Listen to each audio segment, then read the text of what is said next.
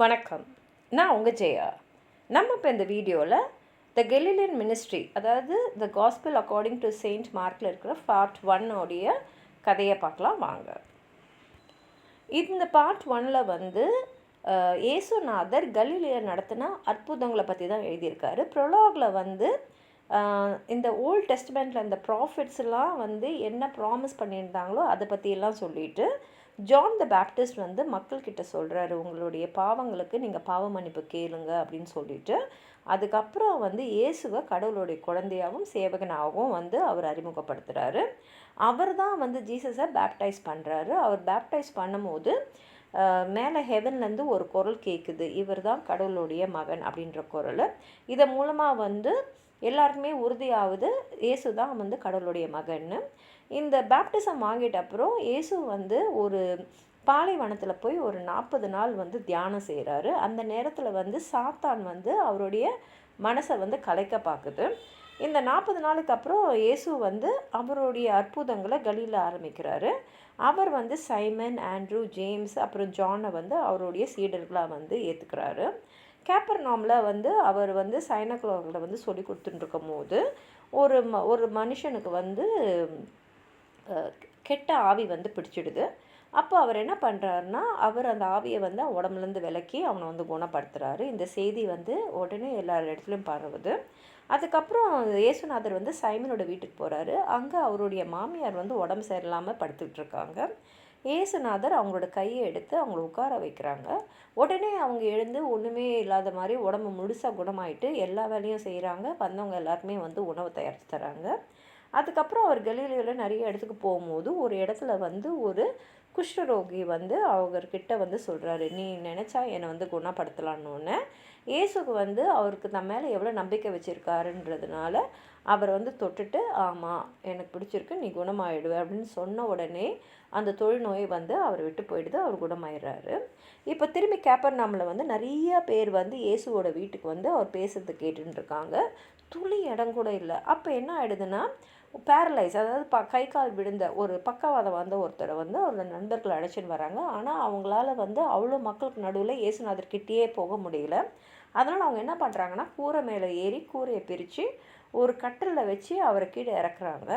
தன் மேலே அவ்வளோ நம்பிக்கை வச்சதை பார்த்த இயேசுவுக்கு மனம் நெகிழ்ந்து அவரை வந்து குணப்படுத்துகிறாரு.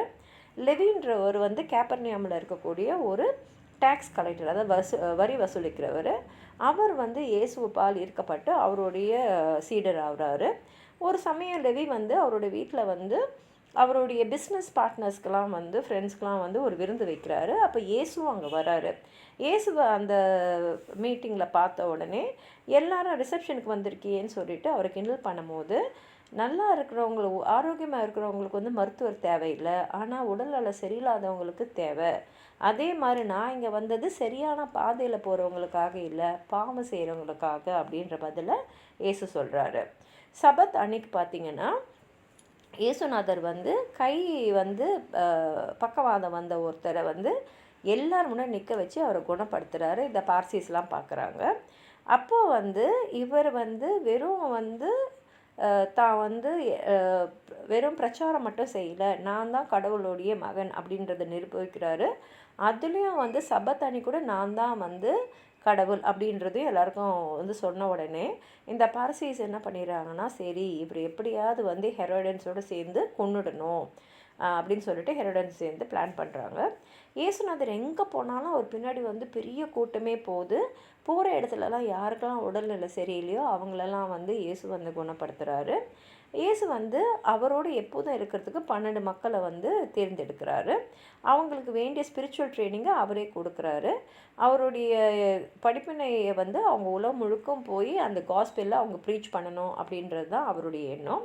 அந்த 12 அப்போஸ்டல்ஸ் யாருன்னா, சைமன், பின்னாடி இவரை பீட்டர் அப்படின்னு கூப்பிட ஆரம்பிச்சிட்டாங்க, ஜேம்ஸ், ஜான், இவங்க 2 பேரையும் வந்து சன் ஆஃப் தண்டர், அதாவது இடியோடைய மகன் அப்படின்னு ஜீசஸ் கிரைஸ்ட் சொல்லுவார். Andrew, Philip, Bartholomew, Matthew, Thomas, James, இவர் வந்து ஆல்ஃபியஸோடைய மகன், தேடியஸ், சைமன் தி சியோலட், அப்போ ஜூடஸ் இஸ்காரியோட்.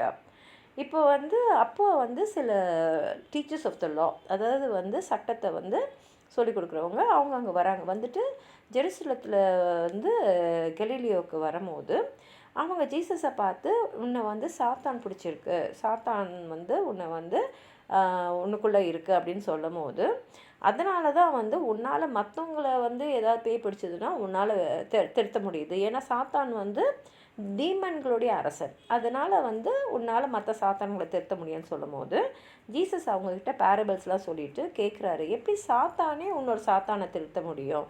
இப்போ ஒரு வீடோ ஒரு ராஜாங்கமோ அதுக்கு எதிராக அதுக்குள்ளேயே ஒரு குழப்பம் இருந்ததுன்னா அது எப்படி வந்து நிலச்சி நிற்கும்?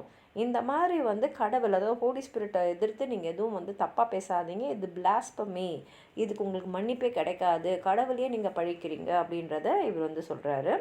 அப்புறம் வந்து ஜீசஸ் வந்து நிறைய பேரபிள்ஸ் சொல்கிறாரு. அதில் முக்கியமாக 3 என்னென்னா, த சோவர், அதாவது விதைக்கிறவங்க, த க்ரோயிங் சீடு, முளைக்கிற விதை, த மஸ்டர்ட் சீடு, அதாவது வந்து கடுகு விதை.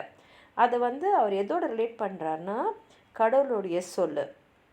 அப்புறம் வந்து மெதுவாக வளரக்கூடிய கடவுளுடைய ராஜாங்கம், அதோடைய இன்ஃப்ளூயன்ஸ், அதாவது கடவுளுடைய இன்ஃப்ளூயன்ஸ் வந்து உலகம் முழுக்க இருக்கிறதையும் இந்த பேரபிள் மூலமாக சொல்கிறாரு. ஒரு வாட்டி வந்து இயேசுவும் அவருடைய சீடர்களும் வந்து ஒரு படகுல போயின்னு இருக்காங்க. இப்போ இயேசு வந்து தூங்கிட்டு இருக்காரு. அந்த நேரத்தில் பயங்கரமான ஒரு புயல் வந்து அலையெல்லாம் வந்து அப்படியே அந்த படகு மேலே மோதுது. உடனே ஒரு சீடர்கள்லாம் வந்து இயேசுவை எழுப்புறாங்க. எழுந்த இயேசு வந்து அந்த காற்றுக்கிட்டேயும் புயல்கிட்டையும் சொல்கிறாங்க, அமைதியாக இருன்னு. அவர் சொன்ன உடனே புயல் வந்து அமைதியாகிடுது, அலைகள்லாம் வந்து சாதாரணமாக ஆகிடுது. இதை பார்த்த உடனே சீடர்களுக்கு இருந்த நம்பிக்கை இன்னும் பலப்படுது. அதுக்கப்புறம் வந்து அவர் ஒரு கெர்சான்ற இடத்துக்கு போகிறாரு. இந்த இடம் வந்து கலிலேருந்து ஒரு 30 மைல் தூரம் இருக்கும். அங்கே வந்து இயேசுநாதர் வந்து படகுலேருந்து இறங்கிட்டு போயிட்டுருக்கும்போது ஒரு மனுஷனை வந்து பேய்கள் வந்து பிடிச்சிருக்கு. அவர் பேர் வந்து லெஜியோன். அவர் நிறைய பேய்கள் வந்து அவருக்குள்ளே பிடிச்சிருக்கு. உடனே இயேசு வந்து கட்டளையிடுறார் அந்த பேயின் கீழே, இந்த மனிதனை விட்டு வெளியில் வான்னு. அப்போ அந்த கெட்ட பேயெல்லாம் வந்து சரி, பக்கத்துலேயே வந்து நிறைய பன்னிங்கள்லாம் மேய்ஞ்சிட்ருக்கு, நாங்கள் அதுக்குள்ளே போயிடலாமான்னு கேட்டுட்டு அங்கே போய் அந்த பன்னிங்களுக்குள்ளே பூந்துடுது. எந்தெந்த பன்னிக்கூடலாம் இந்த கெட்ட ஆவிங்கெல்லாம் பூந்துதோ அவங்களாம் வந்து பைத்தியம் பிடிச்ச மாதிரி மலை மேலே ஏறி கீழே குதித்து தண்ணியில் மூழ்கி இறந்துடுறாங்க. இப்போ ஜாயிரஸ்ன்றவர் வந்து கேப்பர்னாவில் இருக்கிற சினாகில் ஒரு சூப்பர்வைசராக இருக்கார். அவர் வந்து சொல்கிறாரு, என்னுடைய மகள் வந்து ரொம்ப உடல்நலம் சரியாமல் இருக்கா, நீங்கள் வந்து பார்த்தா என் மகள் வந்து சரியாயிடுவான நம்பிக்கை எனக்கு இருக்குதுன்னு சொன்னோடனே ஏசு அவரோட போகிறாரு. பின்னாடியே பெரிய கூட்டம் ஒன்று வருது. அதில் ஒரு பெண்மணி, அவங்களுக்கு வந்து பார்த்திங்கன்னா ரத்தப்போக்கு வந்து 12 வருஷமாக இருந்துகிட்டே இருக்குது. அவங்க என்ன பண்ணுறாங்கன்னா அவருடைய போட்டிருந்த ஆடையை அப்படி தொடுறாங்க. உடனே அவங்களுடைய 12 வருஷமாக அந்த ரத்தப்போக்கு உடனே நின்று சரியாயிடுது. இயேசுக்கு புரிஞ்சிடுது அவர் மூலமாக தான் சக்தி போய் இது செஞ்சுருக்குன்னு.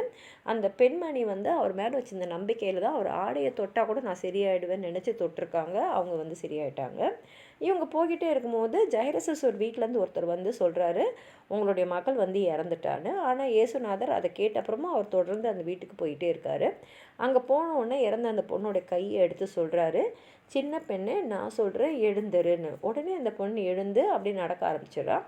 அதுக்கப்புறம் அவர் சொல்கிறாரு, அவளுக்கு எதாவது சாப்பிட கொடுங்க அப்படின்னு சொல்லிட்டு வந்துடுறாரு. இப்போ இயேசுநாதர் அவருடைய சொந்த ஊரான நஸ்ரத்துக்கு அங்கே வராரு. அங்கே வந்து அவர் சைனகாக் கிட்ட அங்கே வந்து அவர் எல்லாருக்கும் வந்து பிரச்சாரம் பண்ணுறாரு. அதை கேட்குற மக்கள்லாம் ஒத்துக்கிறாங்க, நீ நல்ல புத்திசாலி, உனக்கு நிறைய விஷயம் தெரிஞ்சிருக்கு, ஆனாலும் நீ வந்து வெறும் ஒரு கார்பெண்டர் தானே, அது தச்சர் தானே அப்படின்னு. ஏன்னா அவங்க அப்பா வந்து ஜோசப் வந்து தச்சர்னால சொல்கிறாங்க. அதை பார்க்கும்போது இயேசு சொல்கிறாரு, நம்ம சொந்த வீட்டில் தான் ப்ராஃபிட்ஸ்க்கு வந்து மரியாதையே இல்லை அப்படின்னு சொல்கிறாரு. அதுக்கப்புறம் வந்து அவருடைய 12 சீடர்களுக்கும் வந்து அந்த மிஷினரி ஒர்க்கில் அவர் ப்ராக்டிக்கல் ட்ரைனிங்லாம் கொடுத்துட்டு எப்படி கெட்ட ஆவிங்களெல்லாம் போக்கணும் அப்படின்றதுக்கும் அவங்களுக்கு அந்த சக்தியை தராரு.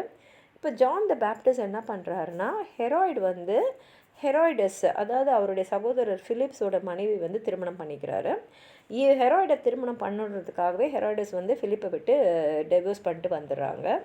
ஆனால் வந்து இதை கண்டித்த ஜான் மேலே வந்து அவங்களுக்கு ரொம்ப கோபம் இருக்கிறதுனால அவங்க என்ன பண்ணுறாங்கன்னா, எப்படியாவது அவர் மேலே பழி வாங்கணும் அப்படின்னு நினச்சிட்டு அவங்க என்ன பண்ணுறாங்கன்னா, ஹெராய்டோட பிறந்தநாள் அன்னைக்கு அவங்களுடைய மகளை வந்து அவர் முன்னாடி நடனமாக ஆட சொல்கிறாங்க.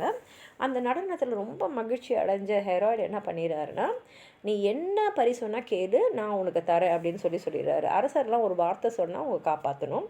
இப்போ அவங்க அம்மா வந்து ஏற்கனவே சொல்லியிருந்ததுனால அந்த பொண்ணு என்ன சொல்கிறான்னா, எனக்கு வந்து ஜான் த பேப்டிஸ்ட் அவருடைய தலை வேணும்னு சொன்ன உடனே ராஜாவும் வந்து அவர் ஸ்வார்த்துக்கு கொடுத்துட்டதுனால ஜான் த பேப்டிஸ்டோட தலையை வெட்டி எடுத்துன்னு வந்து இவளுக்கு பரிசாக கொடுங்க அப்படின்னு கட்டளையிட்டுறாரு.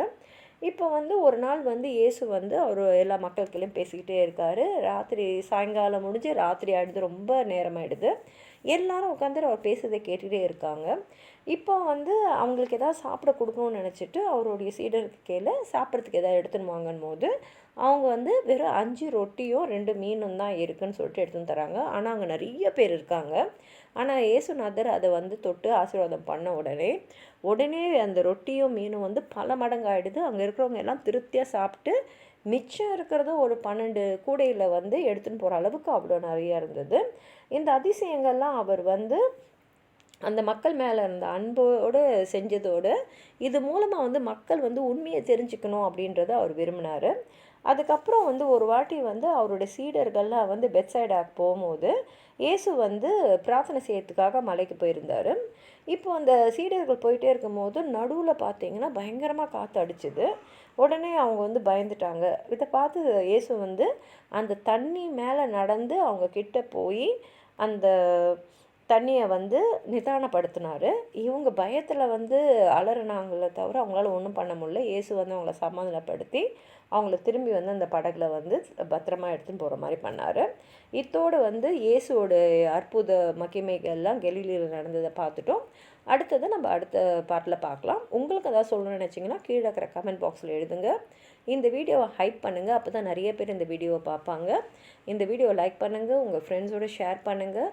சப்ஸ்கிரைப் பண்ணாதவங்களாம் ப்ளீஸ் சப்ஸ்கிரைப் பண்ணி சப்போர்ட் பண்ணுங்கள். நன்றி.